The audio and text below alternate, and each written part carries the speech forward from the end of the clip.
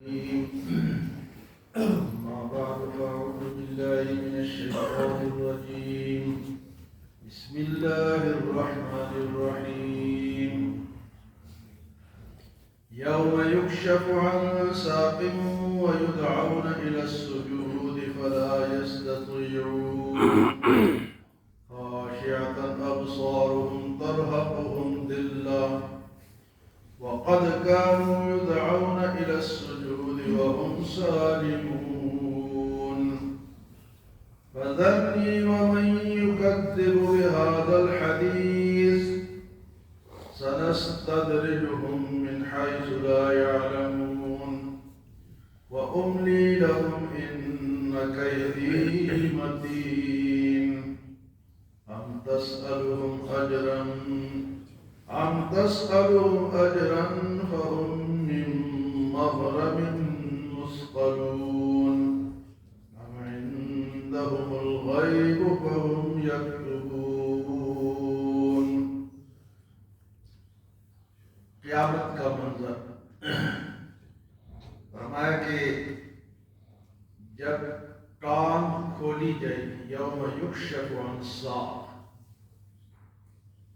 ٹانگ کھولنا یہ اللہ تعالیٰ کی ایک صفت کا بیان ہے کہ ایک نور آئے گا اور روشنی آئے گی. ویسے یہاں ٹانگ کا ذکر ہے تو یہ اللہ تعالیٰ کی صفت بھی ہو سکتی ہے. اللہ تعالیٰ کے ہاتھوں کا ذکر بھی قرآن میں بل یداہ مبسوطتان ہے. ابصارہم، آنکھوں کا بھی ذکر آیا ہے، ہاتھوں کا بھی ذکر آیا ہے، پاؤں کا بھی ذکر آیا ہے. لیکن یہ اس طرح کے پاؤں یا اس طرح کے اعضاء نہیں ہیں جس طرح ہمارے. اللہ کے کس طرح ہے؟ ثم استوى علی العرش، اللہ عرش پہ بیٹھا ہوا ہے. اس طرح نہیں بیٹھا جس طرح ہم بیٹھے، یا اس کے ہاتھ اس طرح نہیں ہے جس طرح ہمارے. اس کی مثال نہیں پیش کر سکتے اور نہ کبھی سوچنا چاہیے. اللہ کے بارے میں یہ سوچ نہیں رکھنی چاہیے کہ وہ کس طرح ہوگا، فلاں کی طرح ہوگا یا نہیں. اس سے انسان کا ایمان جا سکتا ہے. وہ لیس کمثلہ شیء، اس کی مثال ہم نہیں دے سکتے کہ فلاں کی طرح یا فلاں کی طرح. اس کی مثال نہیں، لیس کمثلہ. تو یہاں ٹانگ کا ذکر ہے تو یہ ایک روشنی کا ذکر ہے کہ فرمایا کہ اس کی طرف بلایا جائے گا. یدعون الی السجود، کہ آؤ اب سجدہ کرو. فلا یستطیعون، وہ سجدہ نہیں کر سکے. یہ کون لوگ ہوں گے جنہوں نے دنیا میں سجدہ نہیں کیا؟ وہاں پھر کوشش کریں گے لیکن تختے کی مانند ہوں گے. اب تختہ جو ہے وہ جھک تو نہیں سکتا، ٹیڑھا تو نہیں ہو سکتا.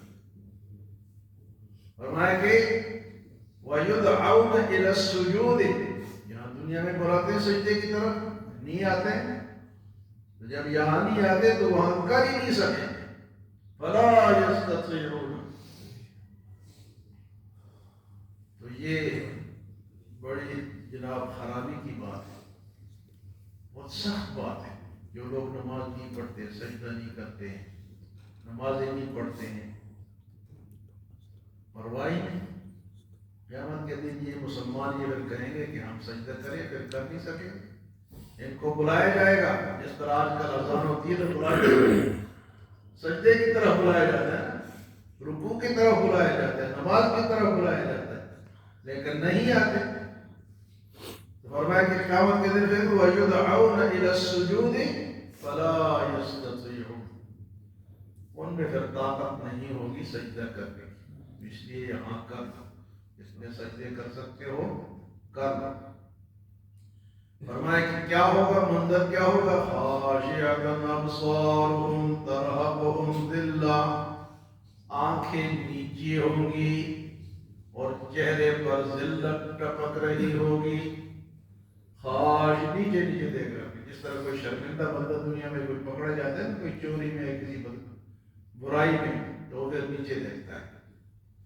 تو ایسے لوگ قیامت کے دن خاشعۃ ابصارہم ترہقہم ذلہ، آنکھیں نیچی اور چہرے پر ذلت کے آثار. اور اللہ کی طرف سے بلایا جائے کہ وَقَدْ تَرْهَقُهُمْ ذِلَّةٌ وَقَدْ كَانُوا يُدْعَوْنَ إِلَى السُّجُودِ وَهُمْ سَالِمُونَ، اور وَقَدْ كَانُوا يُدْعَوْنَ إِلَى السُّجُودِ وَهُمْ سَالِمُونَ، دنیا میں یہ سالم تھے، صحیح تھے، سجدے کی طرف بلایا جاتا تھا تو نہیں کرتے۔ وہاں تو نہیں کر سکیں گے، لیکن یہاں تو ٹھیک ٹھاک ہے، کر سکتے ہیں، ہر بندہ سجدہ کر سکتا ہے۔ بھائی نماز میں اگر کوئی سجدہ نہیں کر سکتا تو بیماری ہے تو اس کے لیے بھی طریقہ ہے۔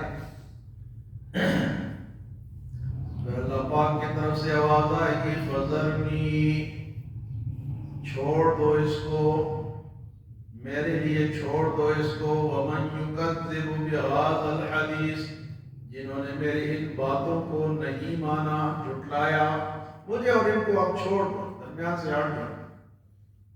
فَذَرْنِي وَمَنْ يُكَذِّبُ بِهَذَا الْحَدِيثِ، مجھے چھوڑ دو اور ان لوگوں کو جنہوں نے اس بات کو جھٹلایا۔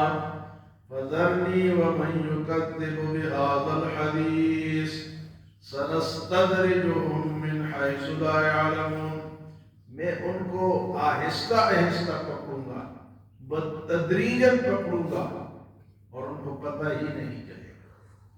استدراج کہتے ہیں آہستہ آہستہ کسی کام کے کرنے کو، تو اللہ کا طریقہ استدراج والا ہے، وہ ڈیل لے کے آزماتا ہے، اس کی رسی لمبی ہے، ڈیل دی ہوئی ہے۔ سنستدرجہم، استدراج، ایک استدراج اس کو بھی کہتے ہیں کہ کوئی آدمی کھاتا پیتا ہے اور بدماش ہے تو اس کو استدراج ملا ہوا ہے، اس کو ڈیل ملی ہوئی، ایسے وقت سے پناہ مانگی جائے، سب کچھ ہے، صحت بھی ہے، پیسہ بھی ہے، دولت بھی ہے، اولاد بھی ہے، سب کچھ ہے، لیکن دین نہیں ہے، تو ایسے لوگوں کو استدراج ملا ہوتا ہے، ڈیل ملی ہوتی ہے۔ اللہ فرماتے ہیں سنستدرجہم من حیث لا یعلمون، میں ان کو استدراج کے ذریعے سے پکڑوں گا اور انہیں پتہ ہی نہیں چلے گا۔ پھر اللہ فرماتے ہیں وَأُمْلِي لَهُمْ، اور چھوڑ دو ان کو، إِنَّ كَيْدِي مَتِينٌ، بے شک میری تدبیر جو ہے بڑی مضبوط ہے۔ إِنَّ كَيْدِي مَتِينٌ، اللہ فرماتے ہیں میری تدبیر یہ کچی نہیں ہے۔ حکومتیں ہوتی ہیں نا، کوئی کام کرتی ہے تو غلطی بھی ہو جاتی ہے ان سے، یا غلط کر دیتی ہے، اکثر غلط ہی کرتی ہے، لیکن اللہ فرماتے ہیں إِنَّ كَيْدِي مَتِينٌ، میری تدبیر جو ہے وہ پکی ہے، اس میں کوئی کمی نہیں ہے۔ پھر فرمایا أَمْ تَسْأَلُهُمْ أَجْرًا فَهُمْ مِنْ مَغْرَمٍ مُثْقَلُونَ، میرے نبی آپ ان سے پیسے مانگتے ہیں کہ یہ بھاری بن رہے ہیں جس کے ان کے اوپر بوجھ ڈالا جا رہا ہے۔ أَمْ تَسْأَلُهُمْ أَجْرًا، بھئی حضور نے کبھی کسی سے پیسے مانگے؟ کسی نبی نے مانگے؟ ہر نبی نے کیا کہا إِنْ أَجْرِيَ إِلَّا عَلَىٰ رَبِّ الْعَالَمِينَ وَمَا أَسْأَلُكُمْ عَلَيْهِ مِنْ أَجْرٍ إِنْ أَجْرِيَ إِلَّا عَلَىٰ رَبِّ الْعَالَمِينَ، میں تم سے پیسہ نہیں مانگتا، میرا اجر تو اللہ دے گا۔ آج وہ انبیاء کا جو طریقہ ہے وہ تبلیغی جماعت والے پورا کر رہے ہیں، دعوت ہے نا، دعوت دیتے ہیں لیکن کہتے پیسے نہیں مانگتے۔ کبھی کسی تبلیغی جماعت والے کو دیکھا ہے کہ اس نے پیسے مانگے آپ سے؟ کہتے پیسے بھی اپنے لگاؤ، وقت بھی اپنا لگاؤ، جان بھی اپنی لگاؤ، پھر دین کی قدر آئے گی۔ آج دین کی قدر اس لیے نہیں ہے کہ یہ مفت میں ملا ہوا ہے، آج یہ میرا رومال ہے، یہ مجھے کسی نے سعودیہ سے بھیجا تو میں اس کے لیے دعائیں کرتا ہوں، یا اس کی بڑی حفاظت کرتا ہوں، استری کرتا ہوں، دھوتا ہوں، قدر کرتا ہوں، میں اتنے دور سے آیا، مجھے کسی نے دیا ہے، تحفہ دیا ہے، تو اس کی تو قدر ہے، لیکن قدر کس کی نہیں ہے جو مفت میں ملا۔ اگر مجھے یہ مفت میں ملتا نا، وہ آدمی تھا نا، وہ اپنے رومال کے ساتھ چپل صاف کر رہا تھا، کسی نے پوچھا بھئی اتنا قیمتی رومال ہے اور اس کے ساتھ تو چپل صاف کر رہا ہے، اس نے کہا کہ چپل میری ہے اور رومال آپ پہ کا ملا ہوا ہے، مال کس کا ملا ہوا ہے؟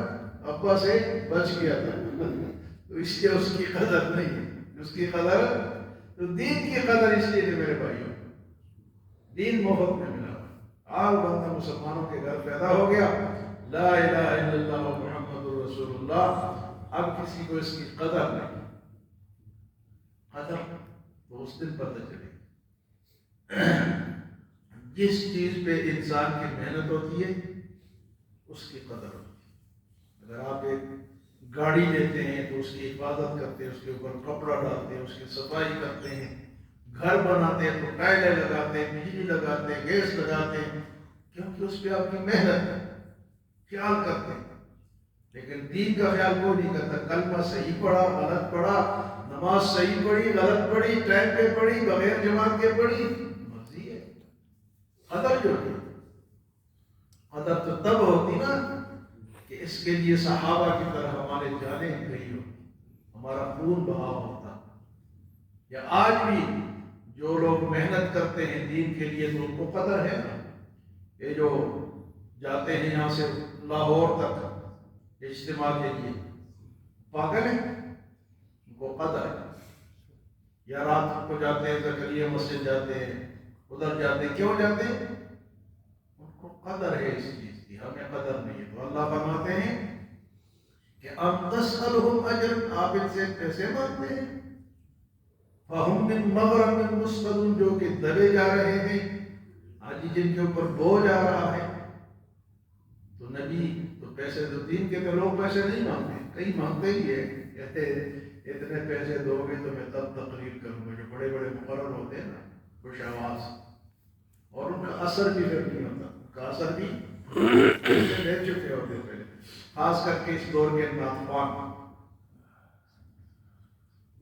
کیا کرتے ہیں؟ جی میرے اکاؤنٹ میں اتنے پیسے جمع کراؤ، ٹکٹ بھیجو، وہ آواز کو بیچتے ہیں، اور لوگ سمجھتے ہیں کہ یہ نعت پڑھ رہا ہے، یہ نعت نہیں پڑھ رہا، یہ پیسے کما رہا ہے، ایسی نعت کا اثر نہیں ہوتا۔ اور دیکھتے ہیں کہ ایک عالم ہے، وہ آدھا گھنٹہ 1 گھنٹہ تقریر کرے گا، اس کو ایک آنا نہیں دیں گے، اور اس پہ جناب نوٹ بھی جمع کر رہے دڑا، گویا کہ سارا دین تو اس نے بیان کر دیا۔ یہ غلط ٹرینڈ ہے، غلط طریقہ ہے، اور پیسے لے کے اگر نعت پڑھتے ہیں تو اسے پڑھواؤ ہی کیوں پڑھو؟ نعت تو عبادت ہے، نعت تو پیارے نبی صلی اللہ علیہ وسلم کی تعریف ہے، وہ تو ایک عبادت ہے، عبادت پہ پیسے تو نہیں ہوتے۔ ام تسألہم اجرا فہم من مغرم مثقلون، آپ ان سے کوئی اجر مانگتے ہیں، پیسے مانگتے ہیں، فہم من مغرم مثقلون، جس کی وجہ سے یہ دباؤ میں آتے ہیں، بوجھل ہوتے ہیں۔ ام عندہم الغیب فہم یکتبون، یا ان کے پاس کوئی غیب کا علم ہے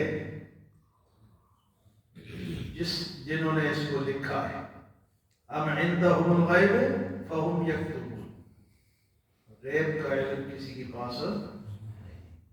یہ پیچھے بھی گزر چکا ہے کہ یہ جو کافر اور مسلمان، مجرم اور نیک برابر ہو سکتے ہیں، تو وہ مشرکین مکہ کہتے ہیں کہ ادھر بھی ہم مالدار ہیں ادھر بھی ہم مالدار ہوں گے، تو وہاں آیا کہ تمہارے پاس کوئی کتاب ہے لکھی ہوئی، بتاؤ یہ کہاں سے کہہ رہے، بات کہاں سے کر رہے ہو؟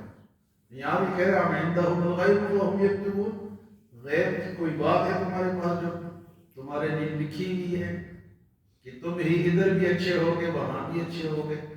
یہ عقل اور نقل دونوں غلط ہے۔ عقل بھی اس بات کو نہیں مانتی، عقل کہتی ہے جی کہ یہ برا ہے تو آگے بھی برائی ملے گی، یہ عقل کہتی ہے، اور نقل کسی کتاب میں یہ نہیں ہے کہ یہ برائی کرے گا تو آگے جا کے اس کو اچھائی ملے گی۔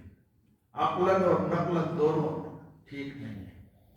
آج کیا ہے فرمایا کہ بلایا جائے گا اور وہ سجدہ نہیں کر سکیں گے، اللہ فرمائیں گے کہ چھوڑ دو مجھے اور ان کو، آپ نے سب 1 by 1 1 to 1 جی 1 to 1 ملاقات، آج کل کہتے ہیں فلاں فلاں کی 1 to 1 ملاقات،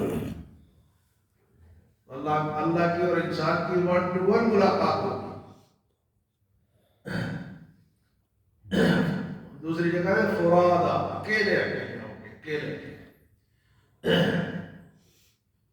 اور فرمایا کہ میری پکڑ جو ہے، میری تدبیر بڑی ٹھیک ہے، مضبوط ہے، اور اجر تو نہیں مانگتے، تم سے کیوں ڈرتے ہو؟ اور کوئی کتاب ہے جس میں غیر کی باتیں لکھی ہو، اس سے تم یہ باتیں کرتے ہو؟ اللہ ہمیں عمل اور سمجھ کی توفیق عطا فرمائے۔